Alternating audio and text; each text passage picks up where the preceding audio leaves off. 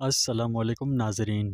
آپ دنیا کے جس کام میں بھی ہاتھ ڈالیں گے تو اس میں کامیابی آپ کا مقدر بنے گی، اور جس چیز کو آپ دیکھ لو اور وہ حاصل کرنی چاہو تو وہ آپ کی ہو جائے گی۔ اگر آپ چاہتے ہیں اور دل سے چاہتے ہیں کہ ایسا ہو، ویسے کون کاکا ایسا ہوگا جو نہیں چاہے؟ تو صحیح معنوں میں اگر آپ چاہتے ہیں کہ آپ دنیا کے جس کام میں بھی ہاتھ ڈالیں تو اس میں یقینی کامیابی ملے اور نقصانات سے حفاظت رہے، تو یہ ویڈیو آپ ہی کے لیے ہے۔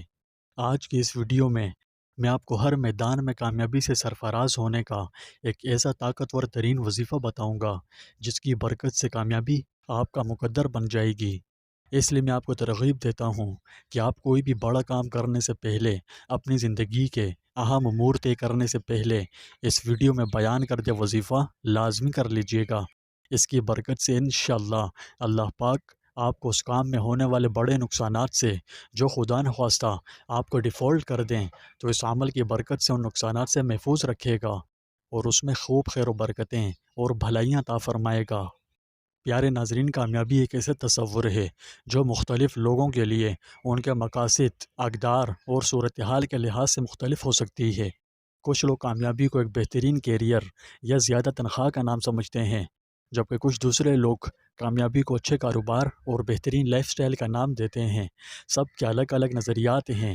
کسی کو اپنے کاروبار کو بڑھانے کا جنون ہے، تو کچھ کو اپنی نوکری میں پروموشن اور اچھی تنخواہ سے مطلب ہے۔ غرض یہ ہے کہ کامیابی ایک ایسی چیز ہے جو ہر بندہ چاہتا ہے کہ اسے ہر جگہ، ہر میدان میں کامیابی ملے۔ کہنے کا مقصد یہ ہے کہ آپ جس کام میں بھی کامیابی حاصل کرنا چاہتے ہیں تو یہ عمل کریں۔ یہ حضور صلی اللہ علیہ وسلم سے ثابت ہے۔ آپ صلی اللہ علیہ وسلم صحابہ کرام رضوان اللہ علیہ مجمعین کو تمام امور سے پہلے اس کام کو کرنے کا حکم دیتے تھے۔ حضور صلی اللہ علیہ وسلم کی سنت کو زندہ کرتے ہوئے آپ بھی دنیا کا ہر کام کرنے سے پہلے آج کی ویڈیو میں بیان کرتے وظیفہ لازمی کر لیں۔ انشاءاللہ دنیا بھر کی خیر و بھلائیاں آپ کا مقدر بن جائیں گی۔ میں جانتا ہوں کہ آپ سے اب مزید صبر نہیں ہو رہا اور آپ عمل کو جاننے کے لیے شدید بےتاب ہو رہے ہیں، تو میں آپ کی بےتابی کو دور کرتے ہوئے بتاتا چلوں کہ وہ عمل استخارہ ہے۔ جی ہاں، استخارہ۔ جس قدر احادیث میں استخارے کی اہمیت کا بیان آیا ہے، ہم نے اپنی ناسمجھی میں اسی قدر اس مبارک عمل کو خود سے دور کر دیا، اور آج ہم میں سے اکثر کو تو استخارے کی اہمیت کا پتہ ہی نہیں، کرنا تو پھر دور کی بات ہے۔ اللہ ہماری کمزوریوں کو معاف فرمائے۔ استخارہ ایک ایسا مبارک عمل ہے کہ حدیث میں اس کے بڑے فضائل وارد ہوئے ہیں۔ صحیح بخاری کی حدیث نمبر 1162 کا مفہوم ہے۔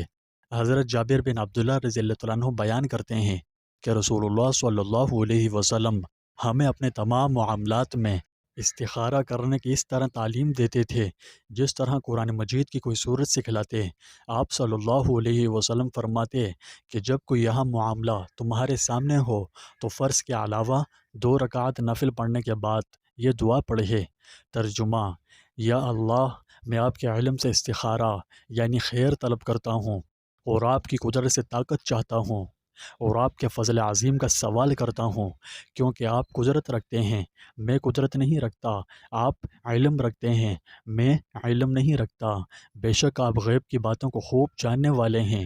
یا اللہ، اگر آپ جانتے ہیں کہ یہ کام یہاں اپنی حاجت کا نام لے میرے لیے بہتر ہے، میرے دین کے اعتبار سے بھی، میری دنیاوی زندگی کے اعتبار سے بھی، اور میرے انجام کار کے اعتبار سے بھی، تو اسے میرے لیے آسان کر دیجئے اور اس میں مجھے برکت عطا فرمائیے۔ اور اگر آپ جانتے ہیں کہ یہ کام یہاں اپنی حاجت کا نام لے میرے لیے برا ہے، میرے دین کے اعتبار سے، یا میری دنیاوی زندگی کے اعتبار سے، یا میرے انجام کار کے لحاظ سے، تو اسے مجھ سے دور کر دے اور مجھے اس سے دور کر دے، اور میرے لیے جہاں بھی بہتری ہو اس کو مقدر فرما دیجئے اور اس پر مجھے راضی بھی کر دیجئے۔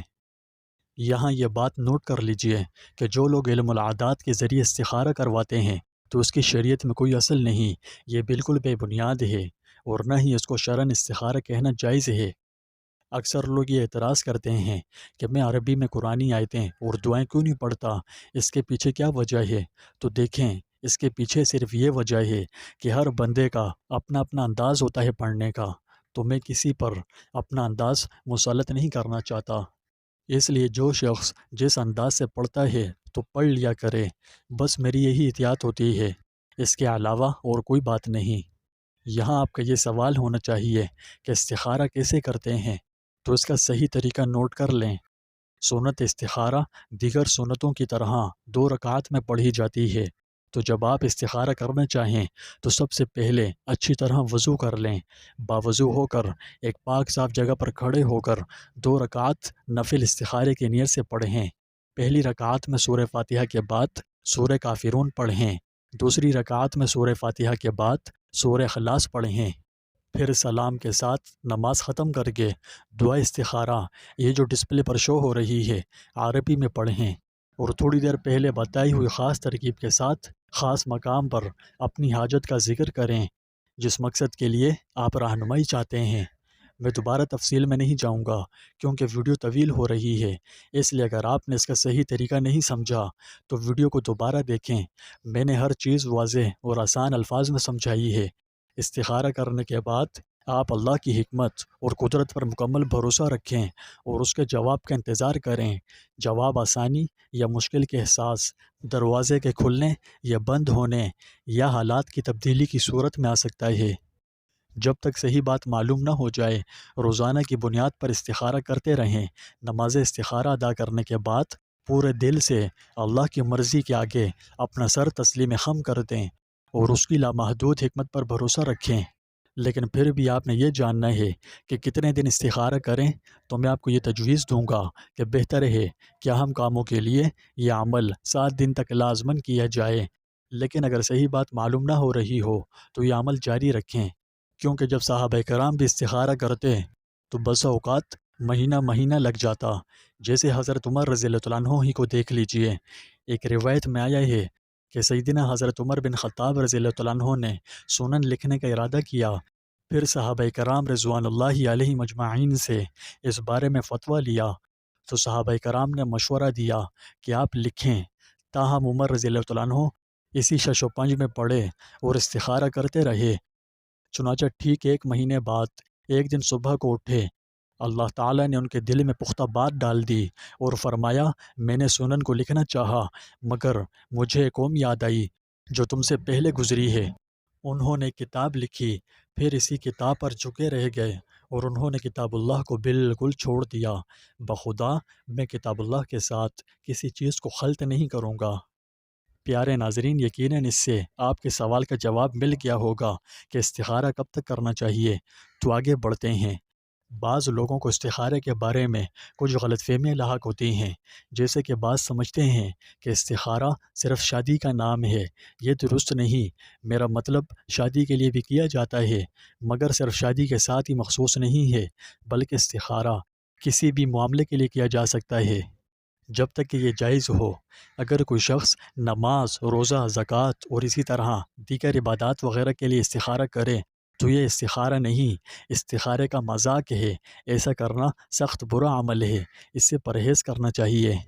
اکثر لوگ سمجھتے ہیں کہ استخارے کے لیے خواب یا نشانی کی ضرورت ہوتی ہے، تو یہ بات درست نہیں، کیونکہ استخارہ مستقبل کی خبر یا پیشن گوئی کا ذریعہ نہیں ہے، بلکہ یہ اللہ سے دعا کرنے کا ایک عمل ہے کہ وہ ہماری بہترین عمل کی طرف رہنمائی فرمائے۔ لہٰذا جواب آسانی یا مشکل کے احساس، دروازے کے کھلنے یا بند ہونے یا حالات کی تبدیلی کی صورت میں آ سکتا ہے۔ سب سے اہم بات یہ ہے کہ سنت نبوی پر عمل کیا جائے اور استخارہ کر کے اللہ کی ذات پر مکمل یقین اور بھروسہ کیا جائے۔ بعض لوگ سمجھتے ہیں کہ استخارہ ہماری طرف سے کوئی اور کر سکتا ہے، تو یہ درست نہیں، کیونکہ استخارہ ایک ذاتی دعا ہے جو فیصلے کا سامنا کرنے والے شخص کو کرنی چاہیے۔ اسے کسی اور کے سپرد کرنا کسی صورت جائز نہیں، کیونکہ یہ استخارے کے مقصد اور روح کے سخت خلاف ہے۔ پیارے ناظرین، آپ اپنی زندگی میں کوئی بھی اہم کام کرنے سے پہلے یہ عمل لازمی کر لیا کریں۔ انشاءاللہ دنیا بھر کی خیر و برکتیں اور بھلائیاں آپ کا مقدر بن جائیں گی اور ہر قسم کے نقصانات سے حفاظت رہے گی۔